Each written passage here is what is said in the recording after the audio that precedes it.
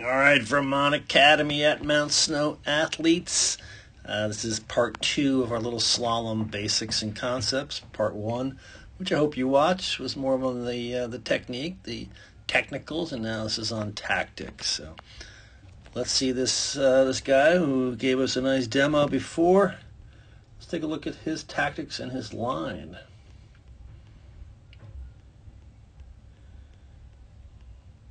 Should be able to see right away that he is turning above the gate.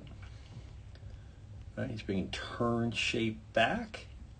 He's ahead of the course. So let's review some basics on line. If that's the gate, we're really not trying to turn around the gate, which would mean, around the gate would kind of mean half your turn above, half your turn below. We're trying to turn above the gate, kind of some piece of snow, say, up here somewhere, such that our line, we're going to finish on the gate with direction done. Right? So the gate is really at the end of our turn. Right? So let's think about the rise line. Is that imaginary line drawn straight up the hill from the gate? Right?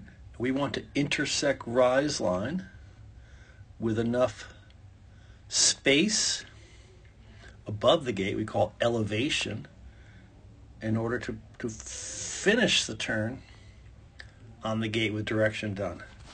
How much space? Well, that kind of depends on a couple things. How offset the next gate is. If the next gate is pretty offset, we got to give more room, more space above the gate, more elevation. Also, elevation or amount of space above the gate depends on ability. Really good racers can really snap off turns on a shorter radius. They can really stand on that outside ski and bend the ski lot in what we call pull radius. Some of the other racers, well, you may need more time to get that turn done. So you want to give yourself, more room above.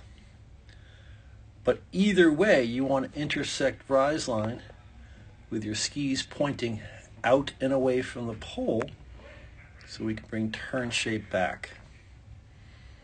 Right? Let's check him out then. So he intersects rise line right there. Skis pointing where? Out and away from the pole. So he can bring turn shape back to the pole.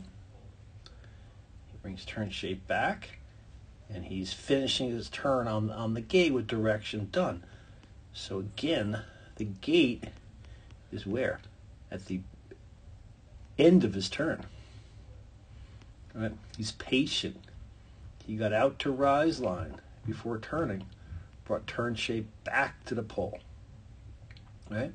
Because what would happen if he started turning before rise line? Well, he'd crash into the gate and he would be late. So I'm sure a lot of coaches, you probably over the years have told you, turn early. Well, that's a little bit of a tricky thing to say, because we actually want to finish early, right? Finish early meaning on the gate with direction done. But if you came in here and kind of started your turn too early, well, you ran out of room. You couldn't keep turning, or you would straddle or be on the inside of the gate. So we kind of lay off the skis, do nothing, and then get our ski tips by the gate and turn below. So turning too early will cause you to be late. Right? What happens if we intersect rise line, we start turning in the rise line, but we just didn't give ourselves enough space, and that's what a lot of you all do. You go too straight at the next gate. You come in here, right? You didn't give yourself enough space. So what happens? Well, we end up turning below, turning late, and getting late. So, got to give yourself the amount of space necessary to get the turn done. Got to be patient, get out to rise line. If it's really offset, there's times where we get past rise line. Kind of call that going like out and back. Right? So he comes in here, he's patient, gets himself to rise line, skis pointing out and away, rolls him up, stands on that outside ski. We can see the outside ski bending, right? Creates a nice edge, high edge angle platform to push against. Gets the turn done, right? He blocks, since he's blocking at the bottom of his handguard. And a quick tap with a pole. Right? And where's he heading off to? He's heading off to where he wants the apex of his next turn to be. Right? He comes through here, moves to the new ski, right? But he's heading, his skis are pointed above the next gate, not at the next gate, above the next gate where he wants to make that turn. Right? Comes in again, rolls him up, stands on it, and as soon as plastic meets plastic, in other words, shin guard, hand guard, hits that plastic gate, you move to the new ski. You release the old one. Right? So he releases now his left, his downhill, and he shifts his weight to his currently uphill, right leg, soon to be downhill.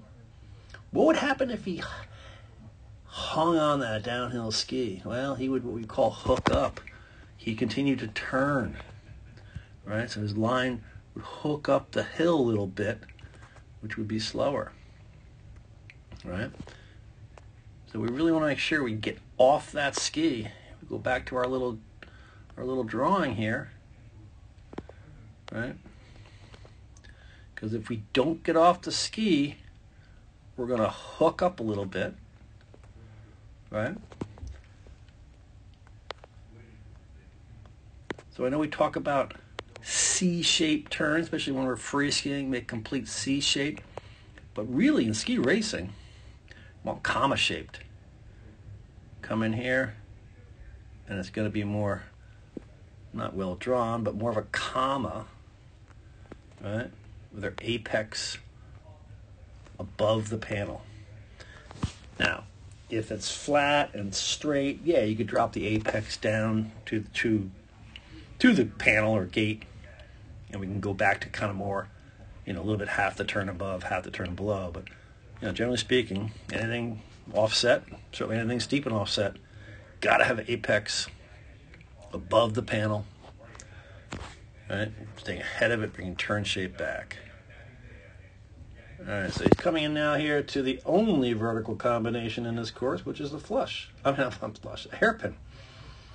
So this hairpin, his objective, the gate after, is right here. And he's got to get himself to that. He's got this vertical hairpin in his way. Should he run that hairpin like straight down the hill? No, because his direction of travel, he's going to get to here.